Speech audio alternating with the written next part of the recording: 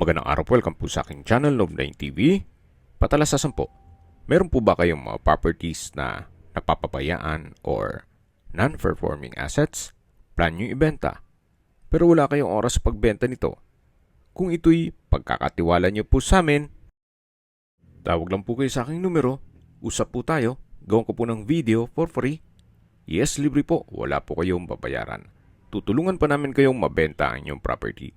Kami na po bala sa marketing, sa boosting or paid ads. Even sa tripping, hindi na po kayo mapapagod sa pag-entertain ng mga buyers. Kami na po bala sa lahat. Tawag lang po kayo. Nandito po tayo ngayon sa isang exclusive subdivision dito sa Dasmariñas, Cavite. Napakalapit lang po nito sa De La Salle University. Ito pong bagong video presentation natin ay isang 2-story house na may lot area na 150 square meters at may floor area na 220 square meters. Titulado, buhay po ang may-ari kaya wala po kayong maging problema sa documentation o sa transfer ng title.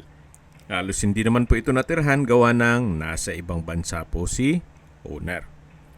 May 5 bedrooms, 3 bathrooms at covered car garage.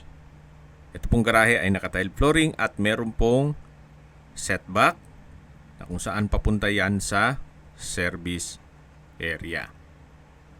Meron pong mga customized glass windows with security grill at may moldura po sa paikot ng mga bintana.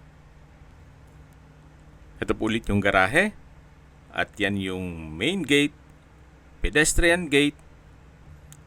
Diyan tayo dumaan kanina at malapit lang po dyan yung pocket garden. Then meron pong spiral stairs na papunta naman sa terrace. Bago po pumasok dito sa main door, ay meron pong isang kwarto dito. Na kung saan, kung meron man po kayong PWD or senior citizen sa pamilya, itong kwarto na to ang para sa kanila. Naka-solid wood door at sa spasyo, malaki po. Naka-tile flooring, maayos naman ang pintura ng ceiling at wall. Then meron pong customized glass window with security grill. Actually, pwede nyo po itong paupahan. Gawa ng malapit po ito sa De La Salle University at Emilio Aguinaldo College. Pwede rin pong gawing office kung sakaling work from home kayo. Nandito na po tayo sa main door. May aluminum screen door. May foyer. At dito naman po yung living area o salas na kung saan ito po'y double high ceiling. Then meron pong access door papunta sa service area. Yan po yung tinutukoy ko na double high ceiling na meron pong chandelier at ceiling cove design. Mula po dito sa living area hanggang sa kitchen, ito'y open concept lang. Wala pong partitions kaya maliwalas naman. At tungkol naman po dito sa pintura ng ceiling at wall, maayos naman po kaya wala po kayong ipapagawa dito. Ito'y naka-tile flooring at yan naman po yung tinutukoy ko na access door na papunta naman dito sa service area. Actually, naipakita ko na kanina mula dun sa garahe. Hanggang sa dulo po yan. Then ito po yung concrete fence. At yan naman yung garahe o covered car garage. Balik po ulit tayo dito sa loob. Yan po yung living area. Yan yung high ceiling. Ito po yung hagdan. At yan po yung mga kwarto sa taas. Ito po yung dining area. At yan yung kitchen. Meron pong understairs storage. Check po natin itong kitchen countertop. May stainless sink with faucet. Wall-mounted wooden shelf and cabinet. Then sa baba naman po ay may kitchen drawer at cabinet. May gas range, range hood, at kitchen window. Dito naman po yung understairs storage. At yan po yung common toilet and bath. Check po natin. Naka-PVC door. Tile bathroom wall. Bathroom window. Shower. Water closet with bidet. Then may hand wash basin. Then tissue holder. Ito naman po yung another access door na may aluminum screen door papunta naman po ito sa dirty kitchen at extension ng service area. May concrete at tiled countertop, then sink.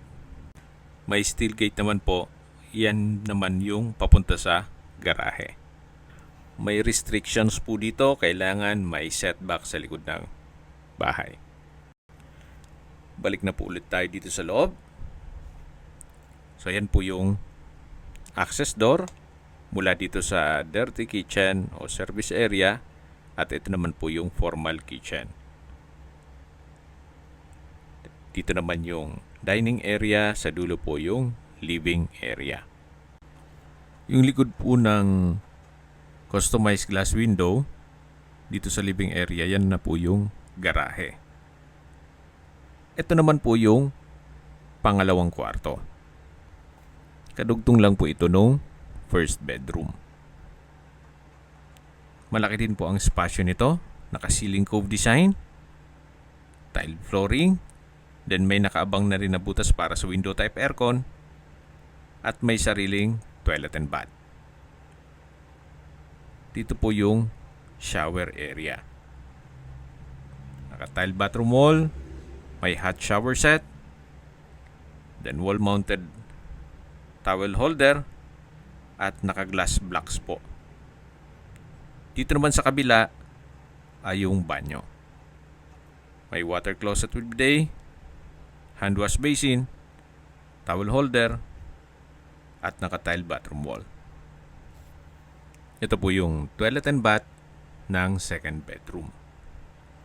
Kung mapapansin nyo po yung unang kwarto ay may natatanaw tayo na pintuan. Ito po yun. Ito po yung first room na naipresent ko sa inyo kanina. Halos same size lang din po nung second bedroom. Kaya po nang sabi ko sa inyo, pwede naman po itong paupahan mula dun sa first hanggang second bedroom. Isarado nyo na lang itong access door dito. Papasok sa loob ng bahay. Kasi itong first bedroom ay meron pong access door mula dun sa main door. O nakabukod yung access door niya. Ito na po yung hagdan. Naka-concrete staircase. Then stainless handrail. Then metal po ang railing. Mais naman po ang pintura dito sa staircase wall. Samahan niyo po ako. Akyat po tayo. At dito naman po sa taas ay yung tatlong kwarto. Yan po yung hallway. Sa dulo naman ay may access door papunta sa balkonahe o terrace. At ito po yung mga kwarto. Check po natin itong tatlong kwarto. Naka-ceiling cove design. Pulido ang pagkapintura ng ceiling at wall. Meron pong customized steel window. Naka-tile flooring. May mga outlet at naka-solid wood door. Yan po yung ceiling cove design. Then meron pong glass wall and window na nag-serve sa natural sunlight. Ito po yung open below. Yung living area, dining area, at yung kitchen. Balik ulit tayo dito sa hallway. Ito po yung fourth bedroom. Halos same size nung first bedroom.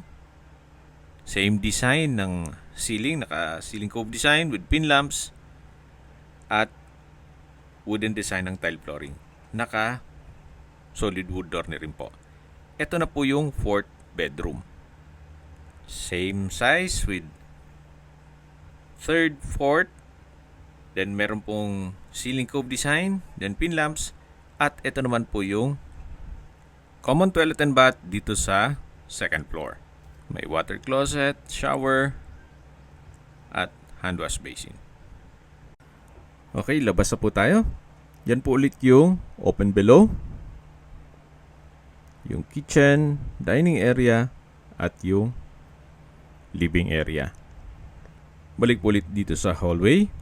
Ito po yung fourth bedroom, third bedroom, at ito naman yung access door na papunta sa terrace. Malaki naman po ang espasyo nito. At mula po dito, matatanong nyo inyong mga kapitbahay. At habang pinagmamasdan nyo po, pag-usapan na natin ang distance, location at travel time.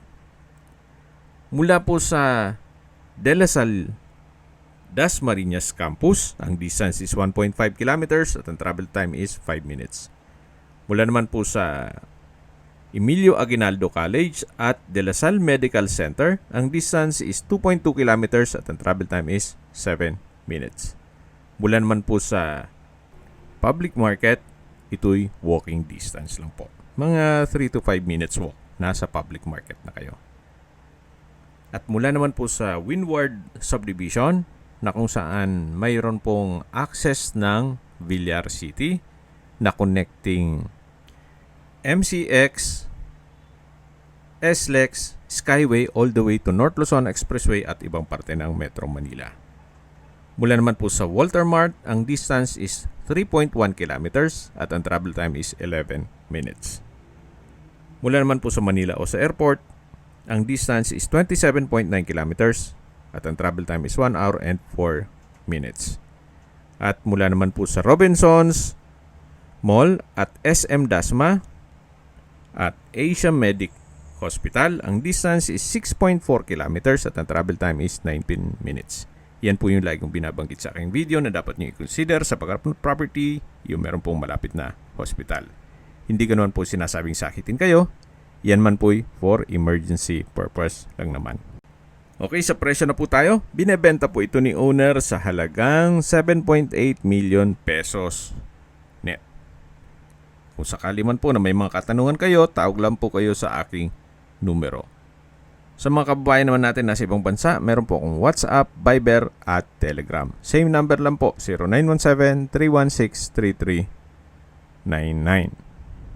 Sa mga nagtatanong naman po ng aming Facebook, meron po aming Facebook page na Nov9TV at Facebook Real Video. Meron din pong TikTok at Instagram. May ibang YouTube channel po kami, the Nov9TV channel, Nov9TV Listings,